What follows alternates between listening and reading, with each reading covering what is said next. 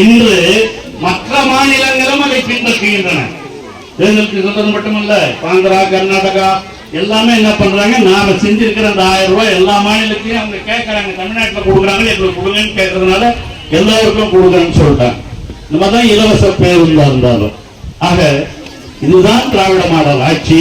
ஒரு காலத்துல வட மாநிலங்கள் என்றால் வேறு மாதிரி இருந்தது.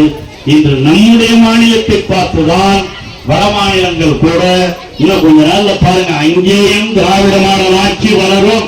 திராவிட மாடல் என்ன, ஆணும் பெண்ணும் சமம், அனைத்து ஜாதியினரும் சமம், எல்லா மதத்தினரும் சமம், எல்லோரும் சமம். எல்லா பொம்பளைங்க தான் எல்லாம், நம்ம எல்லாம் ஒன்னாதானே இருக்கிறோம்.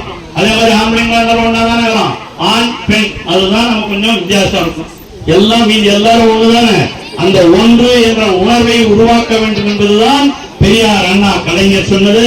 அதை செய்து கொண்டிருப்பவர் தான் நம்முடைய தமிழக முதல்வர் தளபதி அவர்கள், தளபதி மு.க. ஸ்டாலின் அவர்கள்.